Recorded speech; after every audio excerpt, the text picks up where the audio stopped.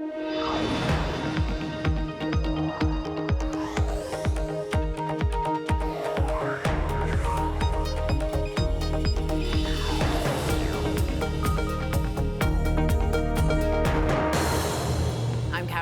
York. In for Emily Chang, this is Bloomberg Technology. Coming up in the next hour, calls to break up big tech getting louder. But can Congress really force change on the biggest players like Google and Facebook?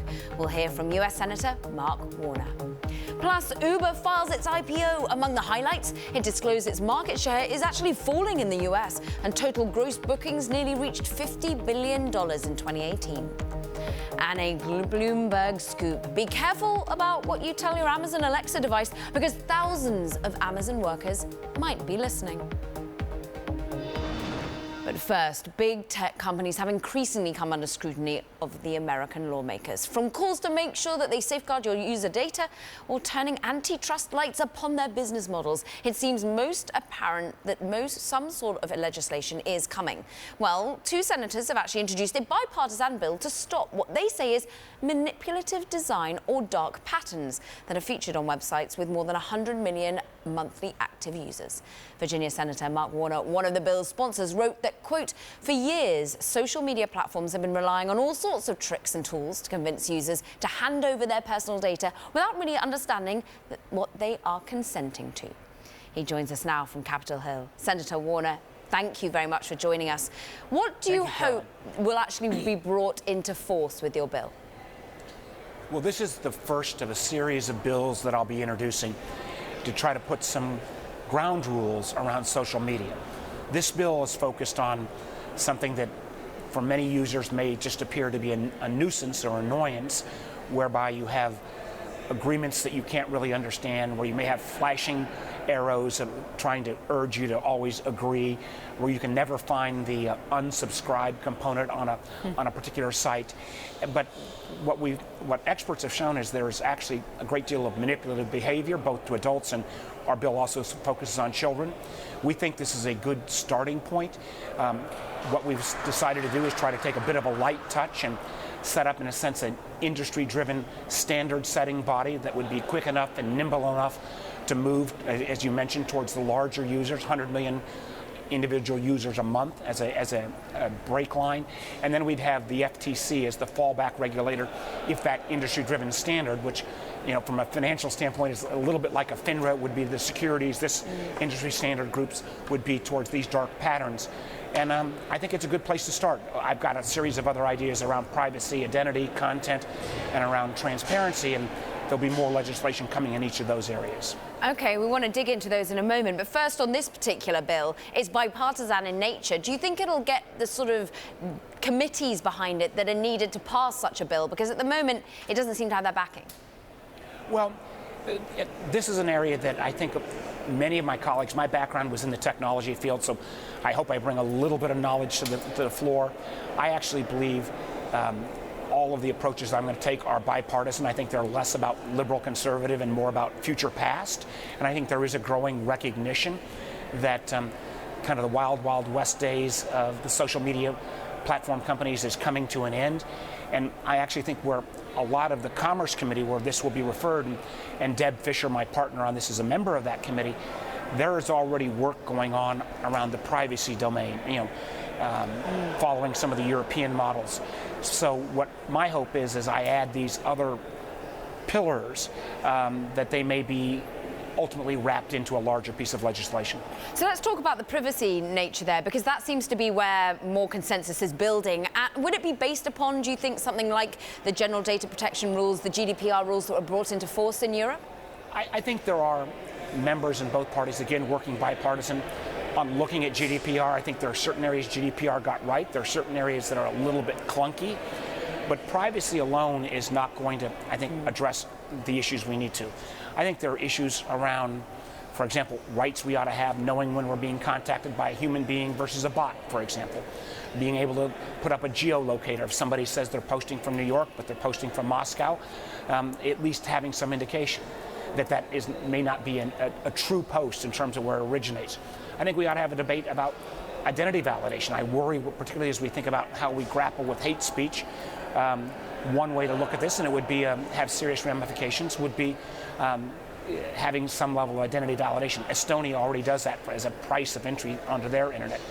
There's a series of other ideas that we've got as well around transparency. I mean, one of the things we need to make sure, I think, for users to realize that these platforms are not free.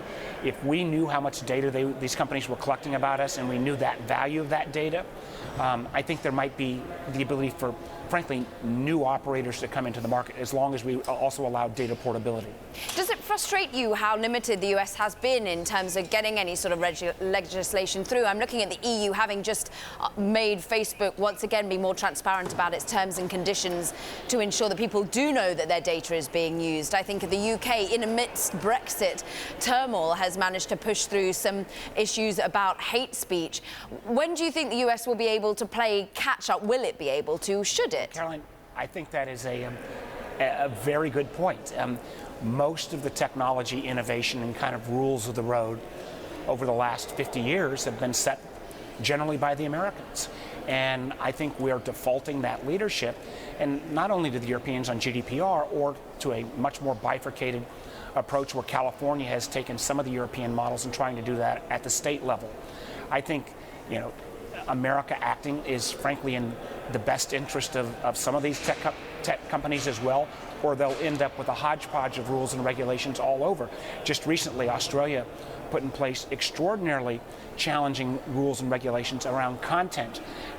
So these are all issues that are going to be touched, and if our government can actually step up to the task, and I do think the good news is most of these issues do not fall on a partisan basis. So I think as long as we can get focused, there are a number of members that candidly don't understand fully how a lot of these platforms work.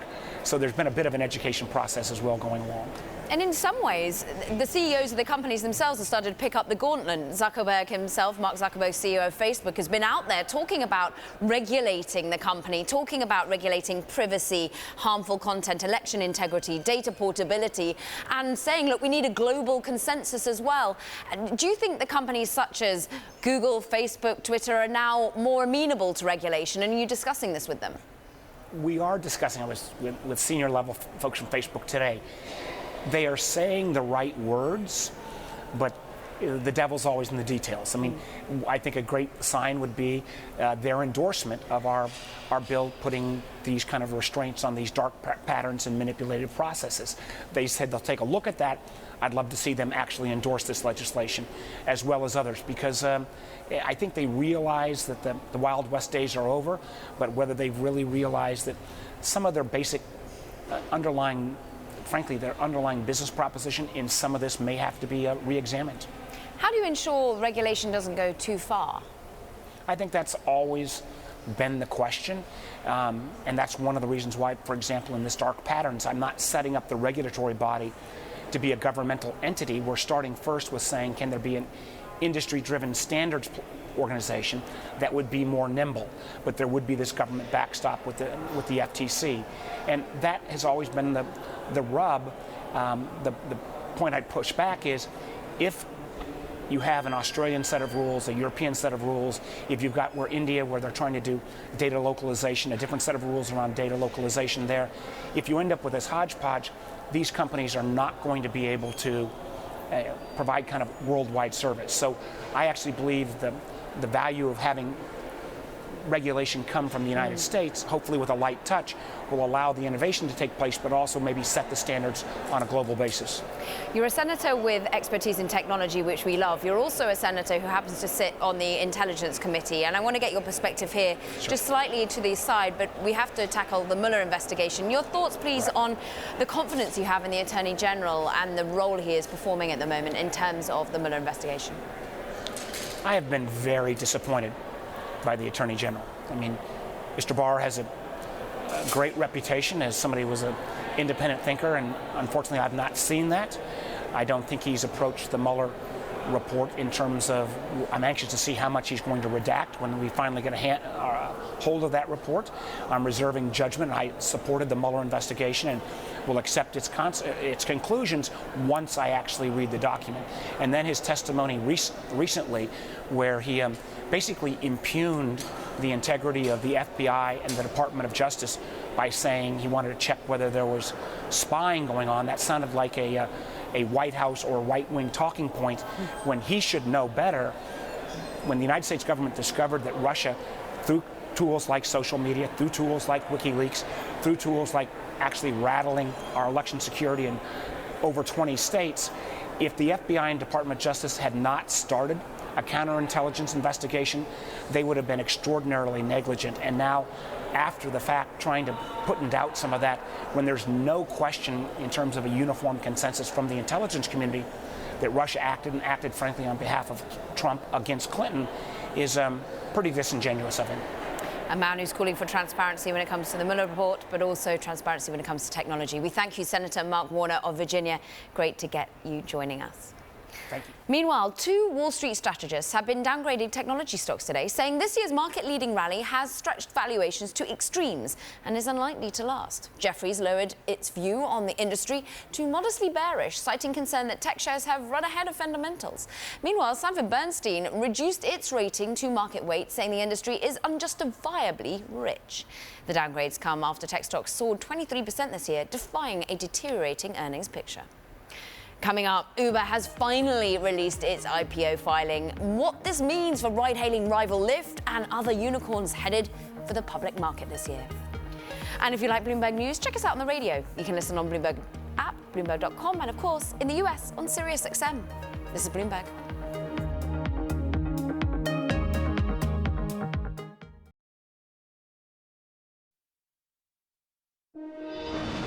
Uber, it has officially filed for an IPO. The company made its S-1 registration public after market close Thursday, giving potential public market investors a first look at crucial new information in the business.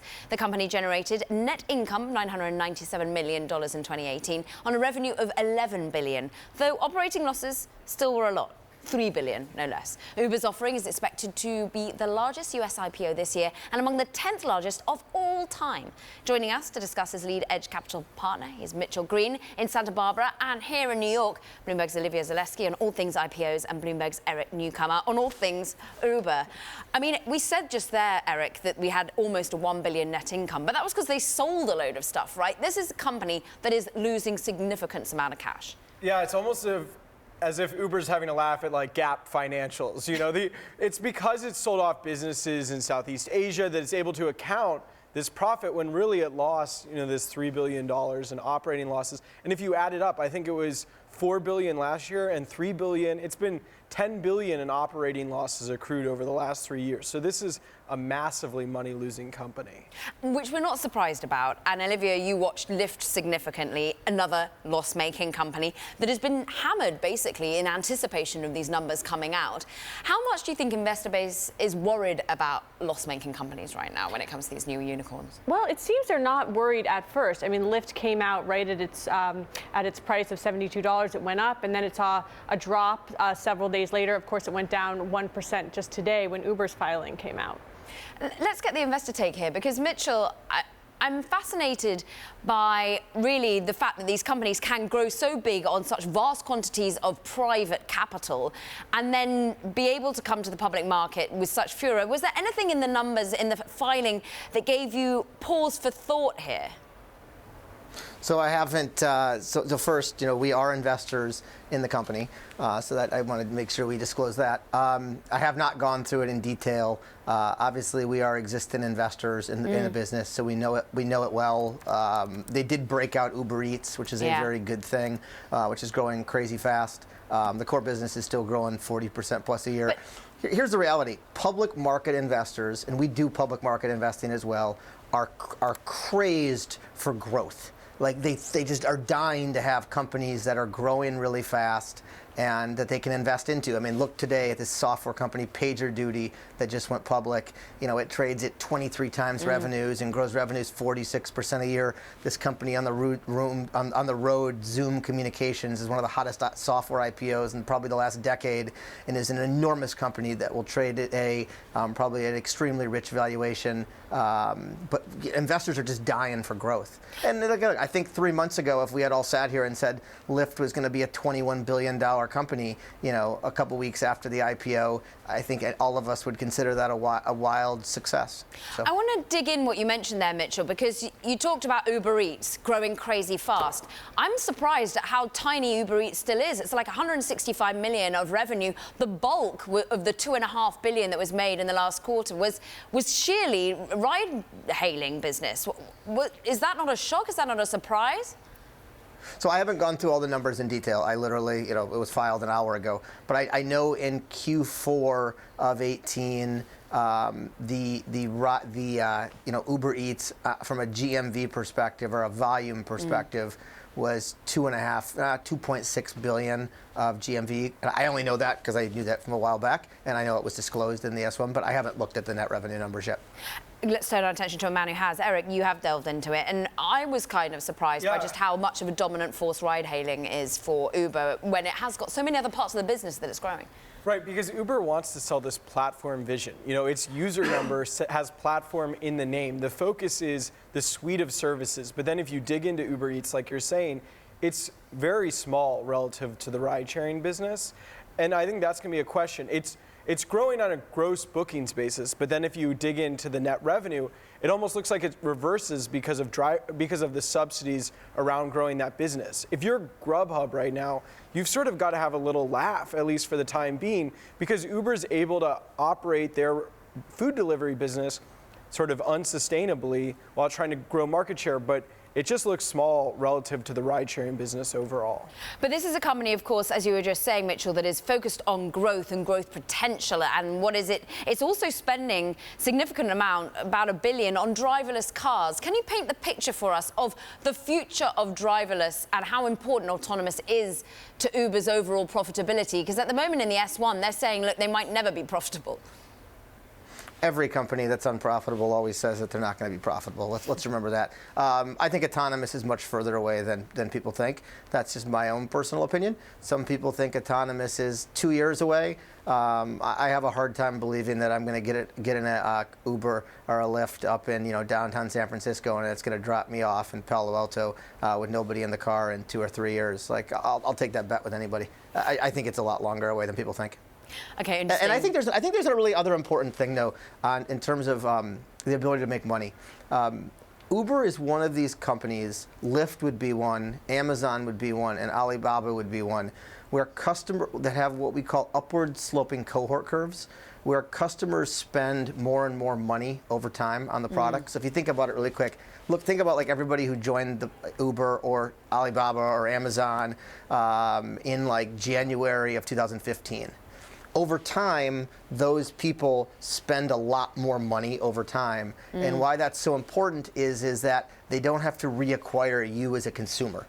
And so every time the four of us get into an Uber or a Lyft, my guess is they're quite profitable because you and I are not, they're not having to reacquire us. Another really interesting, I think one of the most interesting stats in the S1 actually, somebody had just texted it to me right before I got on, was that over 50%, or around 50% of people who use Uber Eats, it's actually their first time being on the Uber platform. So I think the ride-sharing business has a huge runway, still to go, given that 50% of people who use Uber Eats, are new to, they've never used in the ride-sharing. Wow, so able to just grow off of that user base and continually. I'm going to get your perspective now, Olivia, on, we were hearing from Mitchell about what this says about Zoom and the other companies that are coming forwards that are in some, I think Zoom even perhaps makes a small profit to a certain extent. But what are we expecting in terms of so-called herd of unicorns, and how much oxygen is going to be sucked up by what Uber is about to bring to the table? I mean, herd isn't even the right word. It's a stampede right now of unicorns crossing over to the public markets. And I think that the appetite is insatiable for them. I mean, we're about to see Zoom, as you mentioned, go. Pinterest is next week. Then we're going to see Slack. Postmates is supposed to go soon if they don't end up selling. And it just seems that people can't get enough. I want to ask you, Eric, briefly, and then get Mitchell's opinion on international growth. Because did any of the numbers surprise you in terms of, yes, US, Canada dominant? I was surprised by how big Latin America is vis-a-vis, say, the likes of Europe. I mean, I think one sort of amusing thing in the prospectus is this contrast Uber draws between sort of market share and category position. You know, its market share, it says, is very small because it sees a huge amount of growth opportunity for ride sharing in its position. But category position, so relative to competitors, it says, oh, in a lot of regions we have over 65%, whether that's the United States and Canada, Latin America, Europe. So Uber's both saying, listen, we have a dominant position all over the world in these regions we operate. And yet, we think we represent a small share of what's possible. And that's certainly the messaging coming out of Uber. And I think being able to confidently say that they either have a strong position in the countries that they operate in, or they own a stake in sort of major players in those regions is a compelling international position. Mitchell, briefly on international growth. I think international is very strong. You know, I'll draw a couple. One, I think Dara is a master chess player. He understands it from Expedia. He exhibited at Expedia. Expedia had done some interesting international stuff. So they obviously have big investments at Uber in Southeast Asia and Russia and China, all really exciting businesses. Latin America, the deal that they did in Korean will give them a near monopoly in the Middle East. Yeah. Australia is a very profitable region for them. You know, it's interesting. If you think about Lyft, just back of the envelope, Lyft's worth $21 billion. That means Uber's business in the U.S. Implies that Uber's ride sharing is worth $40 billion. Yeah. We're going to have to leave it there. I'm so sorry, but great back of the envelope numbers from you and your perspective on the growth to come. Lead Edge capital partner and, of course, investor in Lyft, Mitchell Green, and Bloomberg's Olivia Zaleski on all things IPO, traction, and Eric Newcomer on the details of the numbers. Coming up, the man behind WikiLeaks has been formally charged for hacking by the US. Details over what's next for Julian Assange just ahead. This is Bloomberg.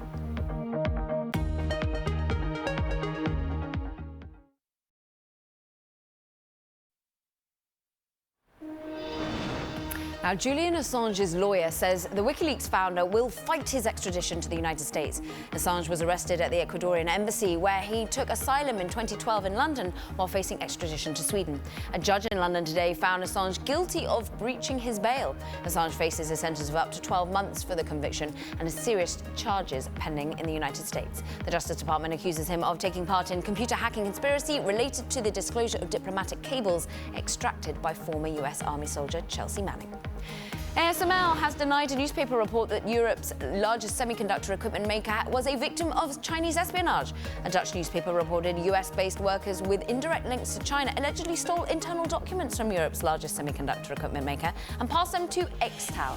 The company also reported ASML said it dealt with the matter in court in November and can still do business in China.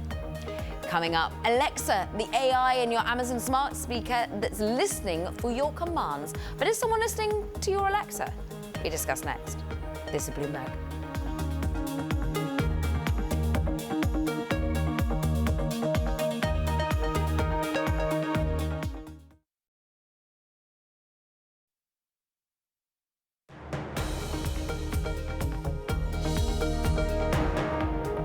This is Bloomberg Technology. I'm Caroline Hyde in New York. Now, it's estimated that approximately 74 million Americans will use a smart speaker at some point by the end of 2019. Now, that's according to eMarketer. And those people asking a digital assistant to do something, or whether it's play their favorite song or look up a recipe, nearly 47 million will do so using Amazon's Alexa.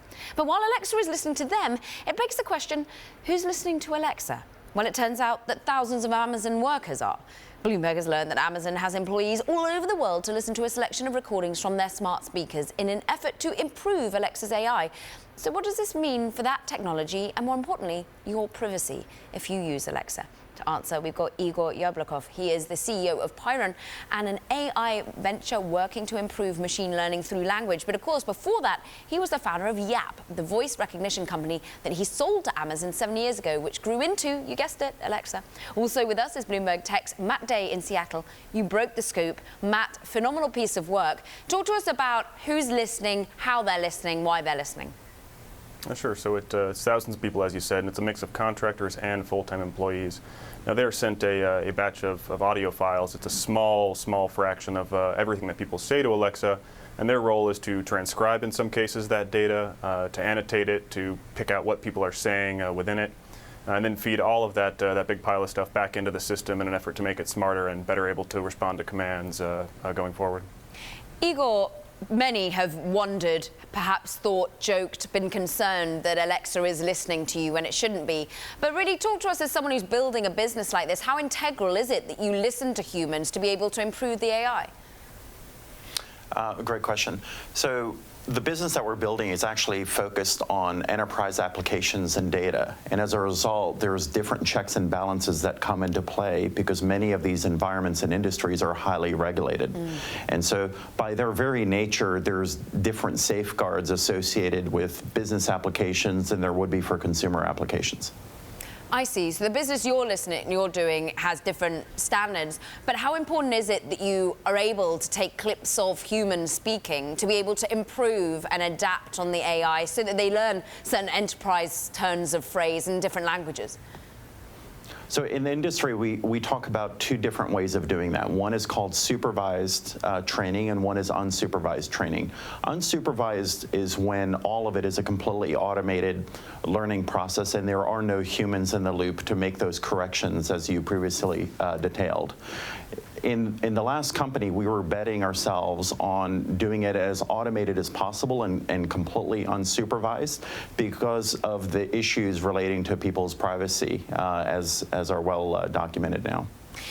Matt, from your perspective, how different is what Amazon is doing compared to Google? Because they've got the Google Home, you've got Siri. Have they used people listening to perhaps pieces of your conversation that you'd rather wish they didn't? Yes, both Google and Apple, the other two kind of major builders of smart speakers and digital assistants, they also have listening programs where humans review some portion of the transcripts. Now, we don't have quite as much detail on exactly what they're up to, but both companies say that they strip that voice data of personally identifiable information so that if you're a transcriber on the other side listening to that, you can't go in and say, find that person. And that's something that Amazon has said as well is a feature of their system. Okay, and meanwhile, Amazon has responded to your story saying, we take the security and privacy of our customers' personal information seriously. We only annotate an extremely small sample of Alexa voice recordings in order to improve the customer experience. We have strict technical and operational safeguards and have zero tolerance policy for the abuse of our system. Igor, when you're building a business such as this, obviously you built the app, you then are building Pyron. How much do you need to win hearts and minds? How much does there need to be more transparency on what data is being used so that everyone feels safe with it? Right. So I think it gets to the fundamental genesis of the business itself. As I stated before, we bet our company on privacy last time, whereas several other AI providers at the time were using humans to correct transcripts before they would return voicemails or phone calls back to you. And it's just something that you make an early decision on when you form these companies as to what style of training you're going to be doing, what style of architecture you're going to be doing, and it's a point of differentiation where I think the market will correct itself towards providers that have that as one of their core architectural decisions. Are you upset that perhaps this is happening at Amazon, to the company that you helped forge? I think one of the things that I would have preferred that they did a better job is the whole question of opting in versus opting out. It's one thing to state that you can get early access to features or certain enhanced capabilities if you opt into helping improve the service. It's another thing to make it a default selection. Yeah, Matt. paint us the picture of how easy or how hard it is to realize that someone might be listening to an argument or a singing in the shower, as you mentioned someone had on one transcript. Yeah, so Amazon's not specific at all about the humans being in the loop. They kind of mention it in language that'd be familiar to folks who are in the technology industry, but they don't really come out and say in their privacy policy or any of their documentation, hey, sometimes humans are in this loop. So that's something I think privacy advocates have suggested that they could definitely do a better job of. Igor, I want to get your sense of where this technology can go. Clearly, in many ways, the consumer out there hasn't really cared about the rumors and the speculation and now the evidence given by Matt that this is actually happening, because the usefulness of the case in point is so much there that we're still going to buy our Google Homes, our Amazon Alexas or Echoes, and indeed buy the Apple products as well. What then of where this AI can help and continue to grow when it comes to the enterprise?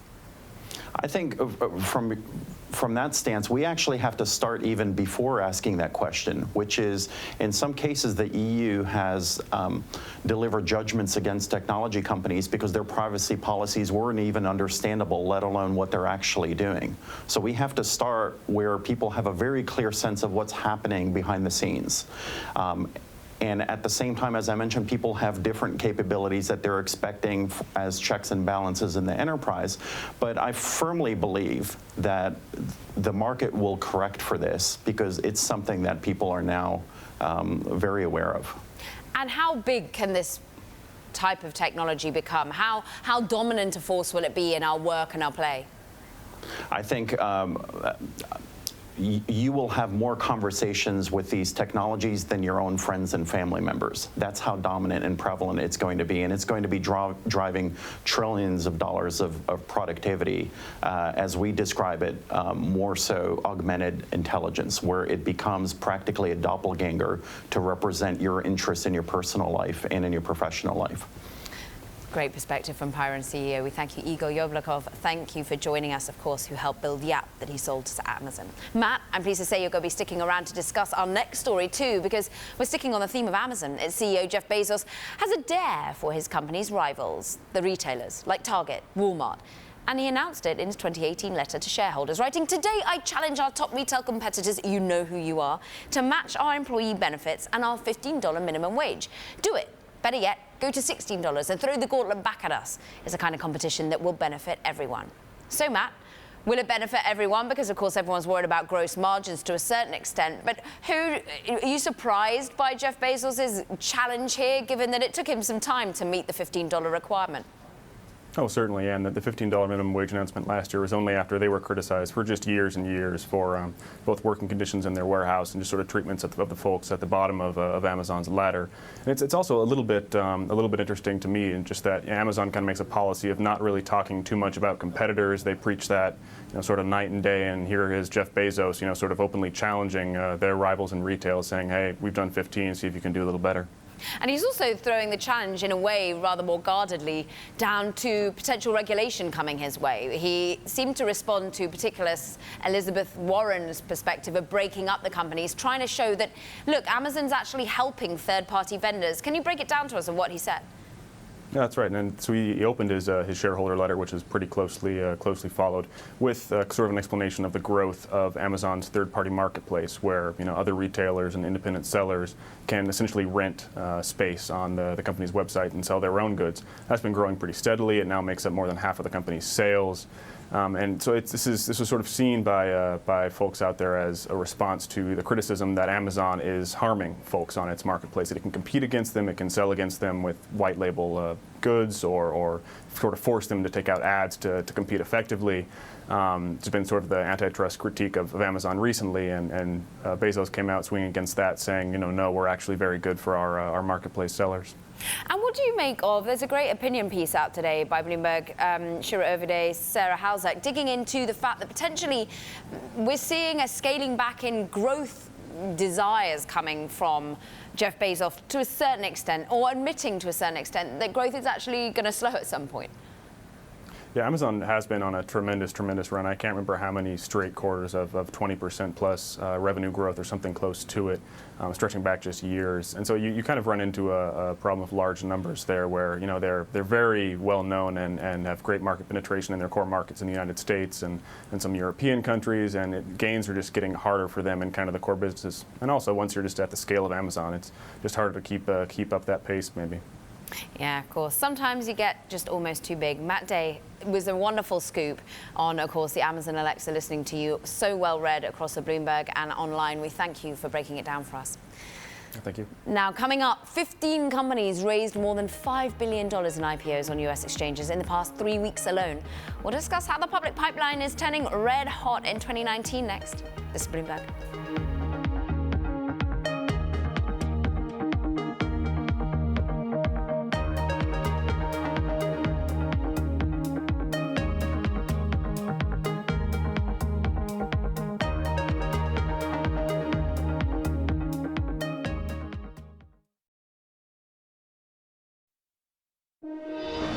Now, if you thought the past few weeks were a busy time for US initial public offerings, just wait for the next wave of listings. Since the Federal Commission that oversees IPOs reopened after the partial US government shutdown slowed activity at the start of the year, well, companies have rushed to join the public markets. Here to discuss, we're joined by Jeff Thomas, of course, Senior Vice President of NASDAQ's Corporate Service Business Unit in San Francisco. Bring it into perspective, the sheer flood of unicorns, the stampede, or even companies smaller than that are coming towards the public markets. Yeah, as you mentioned, we did have a slow start of the year due to the government shutdown. We did welcome 20 new listings in the U.S. public markets in Q1, 19 of those on NASDAQ. We had a couple large offerings to kick off right at the end of Q1, Lyft, and well as TradeWeb last week, and looking forward to a busy Q2. Let's talk about Lyft, because, of course, on the first day of trading, it was a great success in terms of the share price popped. Everyone seemed to think it had gone splendidly well in terms of pricing. Since then, the share price has been under pressure for various forces. Is that a concern for you in terms of tempting more companies to come on and list with the NASDAQ? You know, we look at the performance of all IPOs. So since 2018, we've seen U.S. IPOs up over 10%, so that attracts a lot of new investors. One thing we talk to every company about is how the IPO is just a moment in time, and it's the start of an endless series of quarters, and it's all about delivering on your promises to investors over the long term. Okay, and what about what you're feeling in terms of the optimism about how long this IPO window, as we call it, can remain open? Are you seeing it 2019 into 2020? Are we all rushing for this moment right here, right now, because we're worried about volatility and a sell-off to come? You know, nobody can really predict when the downturn comes. One thing we do hear from a number of companies, though, is they'd love to get out this year in advance of the 2020 presidential election, which will obviously take up a lot of the airwaves and may produce some additional volatility. I want to get your perspective on, of course, we've just had Uber's S1 filing to go public. It's choosing the NYSE, but we've got Lyft, of course, that chose the NASDAQ. Lyft had a lot of shareholder control and power remaining within the founders. Interestingly, Uber now no longer run by the founder and is one share, one vote. When you talk to corporates, when you talk to potential clients, how much are they worried about this sort of shareholder control? Well, we at NASDAQ are big supporters of dual class offerings for our issuers. We're very supportive that companies should choose the share structure that's right for them. In founder-backed companies, where those founders are really the reason that investors are investing in those companies, we think it's appropriate for them to be able to offer multi-class share structures. While investors may beg to differ, we think that it's all about giving companies the choice so that they can come to market with the structure that works for them. I mean, these companies are old, Jeff. Like, when you think about the certain turn of phrase that was coined back in 2013 of unicorn, well, one of those companies was Uber, and now we see it list 6 years later. Does it frustrate you that companies are waiting so long, getting so much venture capital and private capital coming their way, that they perhaps don't list earlier in their lifespan? You know, I think you hit the nail on the head there. The companies today have unprecedented access to private capital. We've seen a huge shift in terms of large late-stage funds investing in these private companies. And that's one of the reasons we launched NASDAQ Private Market 5 years ago, to help these companies provide liquidity to their shareholders on the long march to being public. Last year, we executed 79 different secondary transactions representing $12 billion in value. versus in the U.S. public markets, we welcomed 186 new companies that raised $27 billion in capital. So as you can see, the private market is now getting to the scale where it rivals the public market offerings. Is the private market, particularly in the secondary market, driving up valuations too high? In many ways, we're worried about the fact that, you know, the likes of certain companies don't actually meet their recent round of private funding. I'm thinking of Pinterest that's coming to the market at a valuation lower than what it raised in 2017. Well, I think anytime you have liquidity in a market, it actually helps to find that proper valuation. And then, as you pointed out, you know, these companies are now waiting up to 10 years to go public. That's a real impact on these companies' employee shareholders. And so we see that over 2/3 of the shareholders that participate in NASDAQ private market transaction are actually current employees the company's looking to incentivize so they can attract and retain talent. I hinted at it earlier, and I'll make it a more painful, direct question now. But, Jeff, how difficult is it to compete against the NYSE in terms of listings? You were always the go-to for technology. We know the story of what happened with Facebook and how you've had to win back hearts and minds to a certain extent. You've got a lot of the key unicorns of this particular year coming towards you. How much do you have to fight for your territory? Well, I think competition is always great in every market. You know, last year we were pleased to welcome 72% of all IPOs to market. We raised over half the proceeds in the U.S. public markets. As I mentioned in Q1, we had a 95% win rate. So, you know, while we compete vigorously for every deal, we think that ultimately that serves the company's best to have a couple different options in the U.S. markets. Jeff, we look forward to seeing how the battle continues to unfold and indeed how the new companies continue to come through the NASDAQ. We thank you very much, Jeff Thomas, with the NASDAQ. Still ahead, will humans merge with machines? A group of scientists linked to Elon Musk may be close to developing the technology to do so. We'll discuss that next. This is Bloomberg.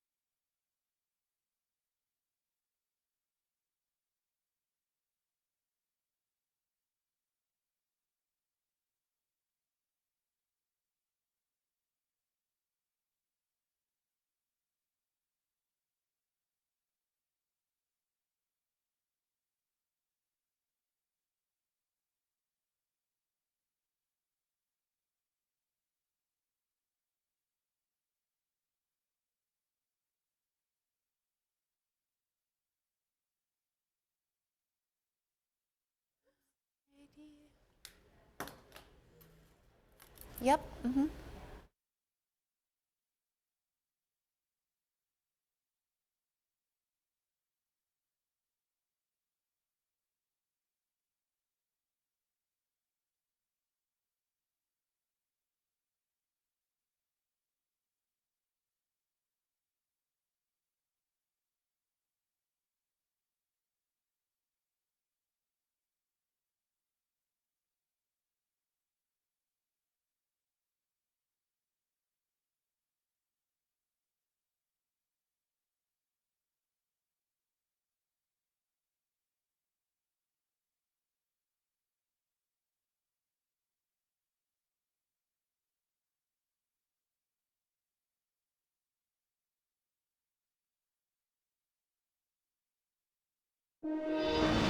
SoftBank, it's increasing its bet on insurance, leading a $300 million funding round for Lemonade. Now, the company, which uses AI to speed up claims to process for renters and homeowners, raised $120 million from SoftBank and others in 2017.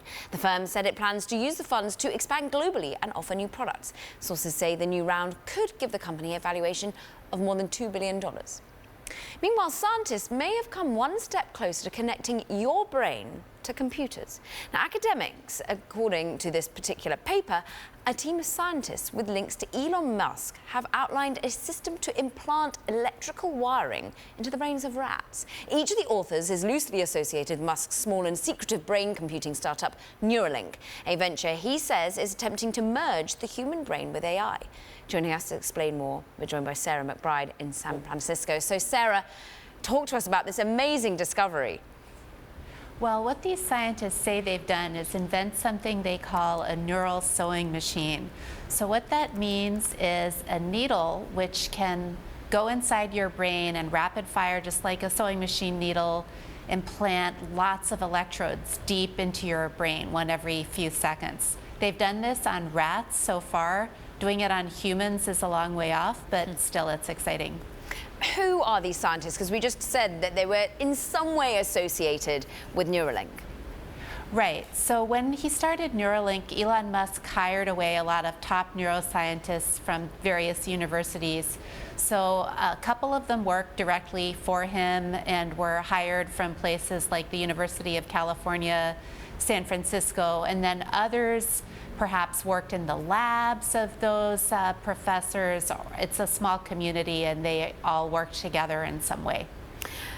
The sort of picture of a sewing machine is a strong one when they talk about the brain. What exactly is the process that they claim this piece of academic writing suggests that is accomplishable? Right. So what they did is kind of incredible. They did little tiny craniotomies, in other words, brain surgery on these rats. And so they obviously put the rats under so that they couldn't feel any pain, but then made these incisions in their skulls, put the electrodes in their brains, attached little tiny circuit boards to the back of their heads, and then every time the neurons near those electrodes fired, those pulses were recorded. So they have a very good picture of what's going on the individual neuron level with those rats. I mean, to be honest, it sounds like something out of Silence of the Lambs to a certain extent. So, like, what's the positive element here? What does it do that we couldn't do before?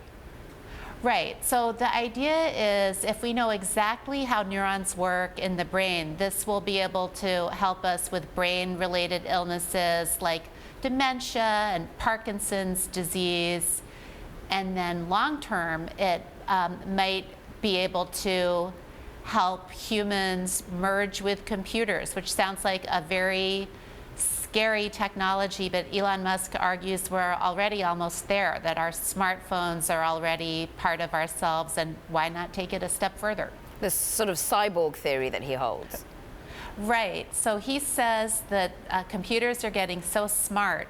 We have three choices, one of them good and the other two not so good. So the good choice is to create a symbiosis with artificial intelligence. And the less good choice is will either become irrelevant or third choice will just be destroyed by artificial intelligence. He was actually tweeting about this yesterday, and in the past has said we run the risk of becoming like house cats or worse. So Neuralink is his way of trying to fight this. On that happy note, we are going to leave it there. Bloomberg, Sarah McBride. It's a wonderful piece. I urge those viewing to go and read it. Thank you so much. Now that does it for this edition of Bloomberg Technology, and we're live streaming on Twitter, of course. Check us out at Technology, and be sure to follow our global breaking news network. It's at TikTok on Twitter. We'll be continuing our coverage of all things Uber and IPO across the channels. This is Bloomberg.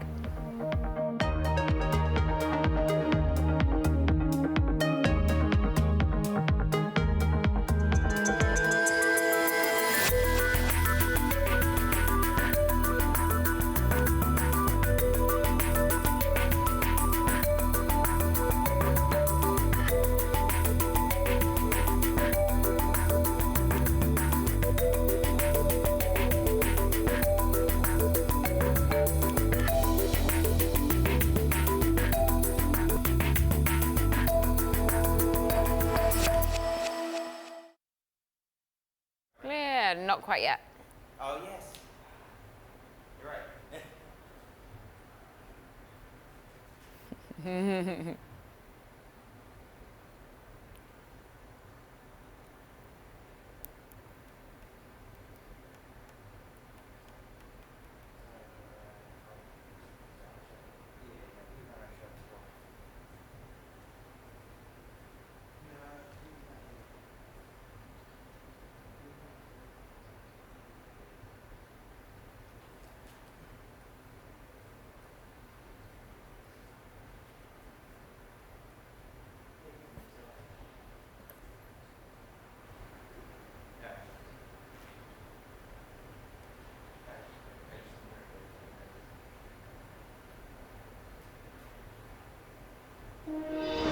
I'm Caroline Hyde in New York, where they look at the top tech headlines. Now, Uber has officially filed for an IPO. The company made its S1 registration public after market close Thursday, giving potential public market investors a first look at crucial new financial information on its business. The company generated net income of almost $1 billion in 2018 on revenue of more than $11 billion, though operating losses total just over $3 billion. Uber's offering is expected to be the largest US IPO this year and among the 10th largest of all time. Julian Assange's lawyer says the WikiLeaks founder will fight his extradition to the United States. Assange was arrested in the Ecuadorian embassy in London, where he took asylum in 2012 while facing extradition to Sweden. A judge in London today found Assange guilty of breaching his bail. Assange faces a sentence of up to 12 months for the conviction and has serious charges pending in the United States. And ASML has denied a newspaper report that said Europe's largest semiconductor equipment maker was a victim of Chinese espionage. Now, a Dutch newspaper reported that US-based workers with indirect links to China allegedly stole internal documents from Europe's largest semiconductor equipment maker and passed them to Extal. And those are your top tech headlines. I'm Caroline Hyde in New York, and this is Bloomberg.